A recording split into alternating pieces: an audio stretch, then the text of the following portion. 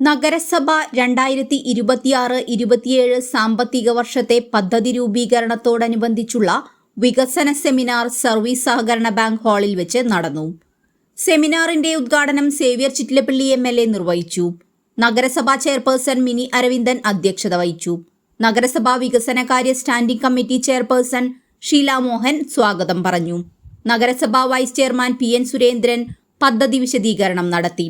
നഗരസഭാ standing committee ചെയർമാൻമാരായ KP Madanan, സ്വപ്ന Sasi, PG Saneesh, Dhanya Nitin, നഗരസഭാ കൗൺസിലർമാർ, ആസൂത്രണ സമിതി ഉപാധ്യക്ഷൻ NK പ്രമോദ് കുമാർ എന്നിവർ സംസാരിച്ചു.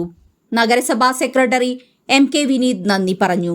വികസന സെമിനാറിൽ കൃഷി ഓഫീസർമാർ, മെഡിക്കൽ ഓഫീസർമാർ, government higher secondary school principal, ICDS supervisor, വ്യവസായ ഓഫീസർ, നഗരസഭാ clean city manager MN Nita, നഗരസഭാ എഞ്ചിനീയർ റിസ്മി മുഹമ്മദ് ഉൾപ്പെടെ 16 വർക്കിംഗ് ഗ്രൂപ്പിന്റെയും കൺവീനർമാരും പങ്കെടുത്ത് സംസാരിച്ചു.